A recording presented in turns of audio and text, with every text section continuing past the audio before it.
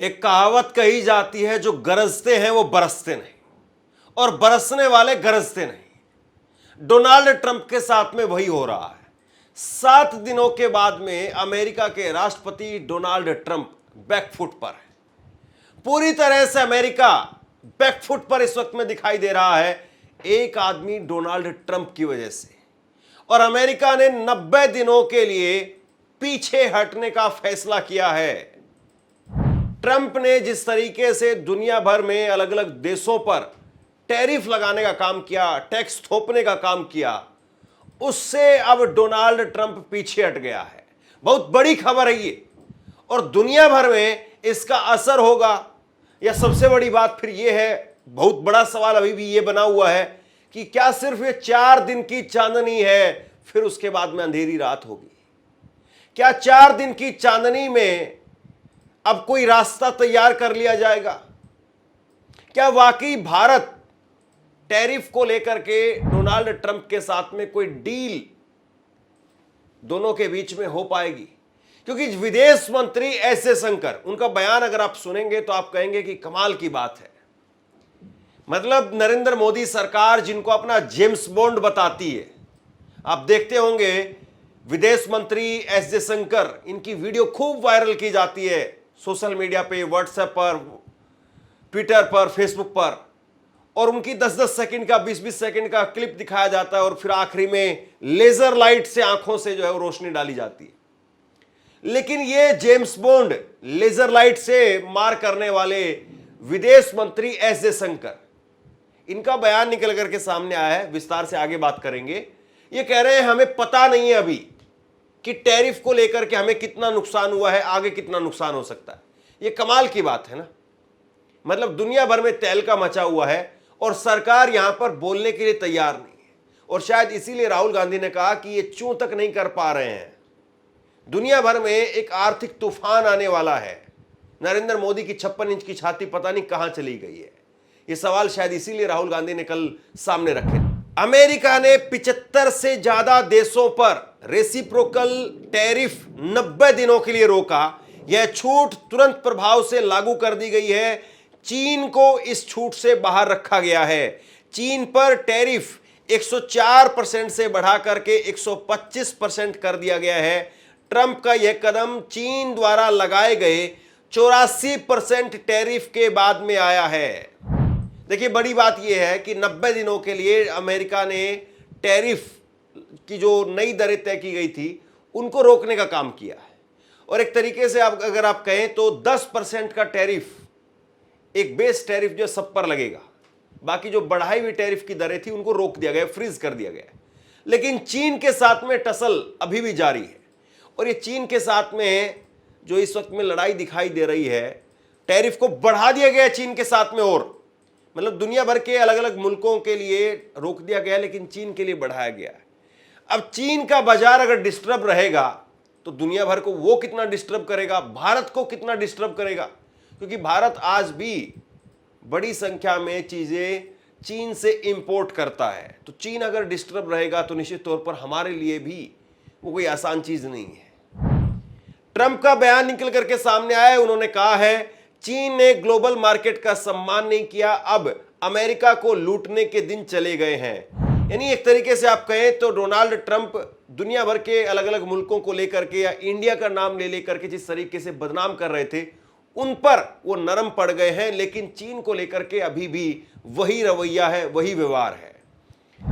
5 बड़ी वजह है जिसकी वजह से डोनाल्ड ट्रंप पीछे हटे हैं। शेयर बाजार को झटका लगा, अभी राहत हुई है।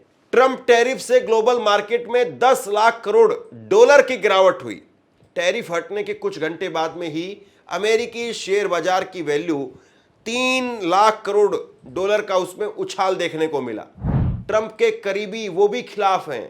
एलन मस्क समेत कई सलाहकारों ने टैरिफ वॉर रोकने की सलाह दी थी। रिपब्लिकन पार्टी के नेताओं ने भी डोनाल्ड ट्रंप की खुलकर के निंदा की थी। यानी उनकी पार्टी के ही लोग उनके खिलाफ चले गए थे।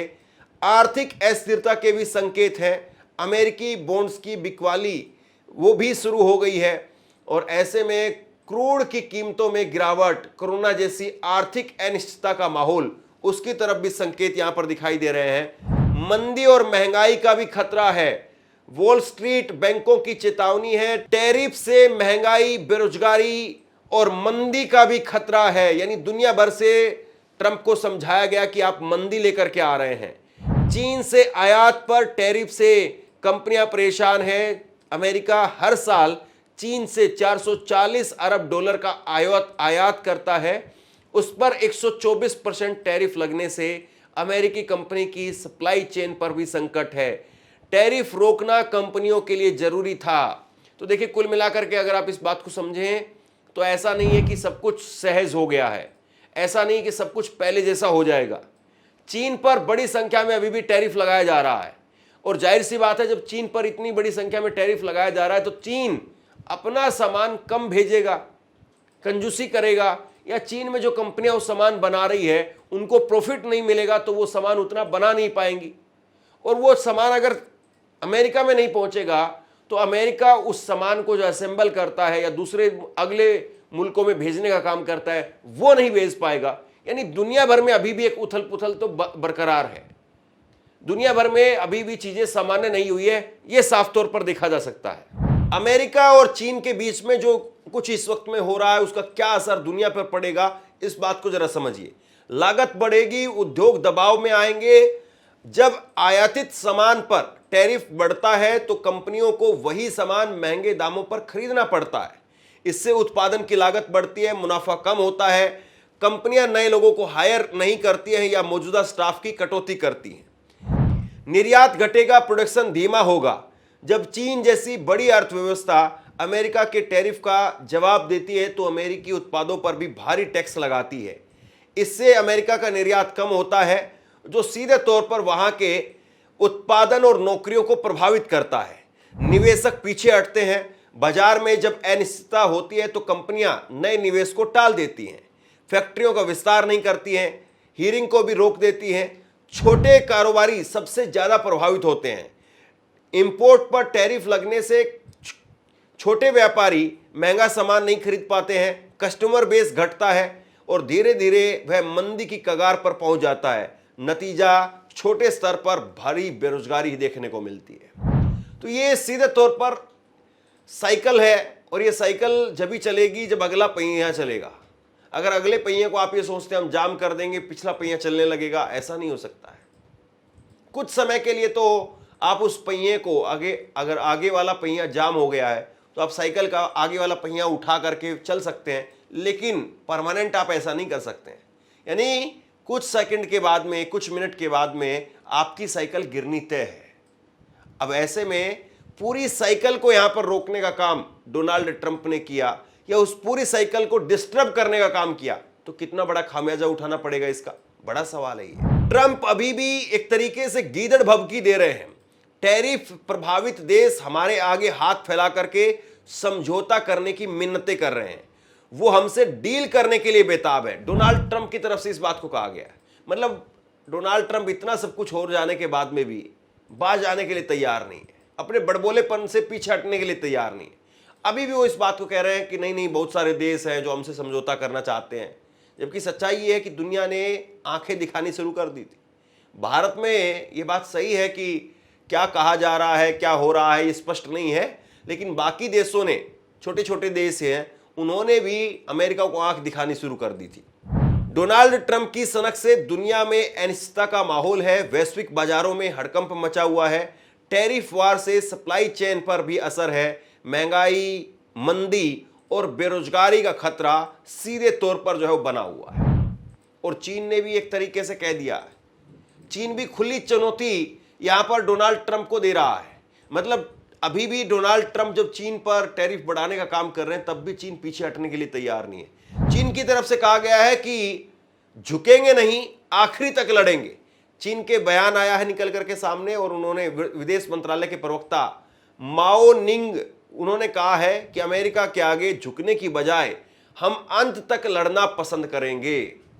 ये चीन की तरफ से कहा जाए, सोचिए कितनी बड़ी बात है।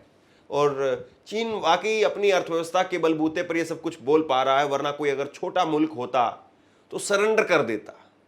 लेकिन वहीं अगर भारत की बात करें तो विदेश मंत्री एस जयशंकर का एक बयान निकल करके सामने आया और अपने आप में ये बयान बड़ा हैरान करने वाला है।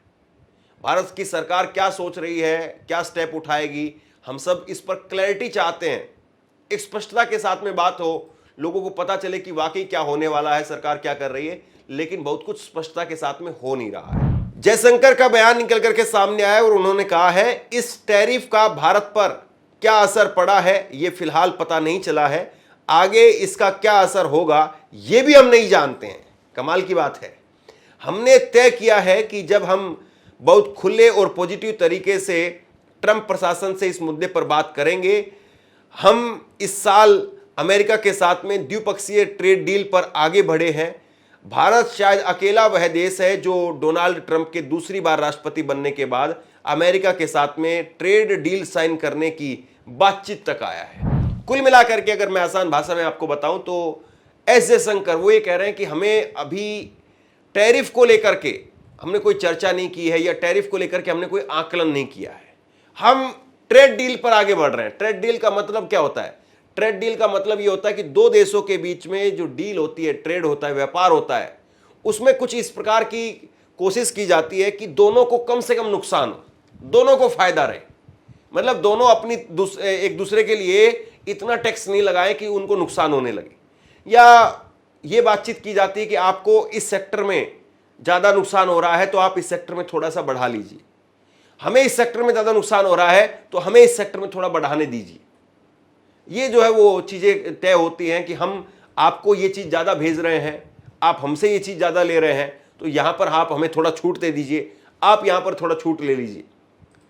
अब भारत जो है वो एक तरफ तो ये कह रहा है कि नहीं हम उस दिशा में आगे बढ़ रहे हैं, और दूसरी तरफ जब टैरिफ लगाया जाता है तो उस पर भारत चुपके से अपना टैरिफ घटा देता है।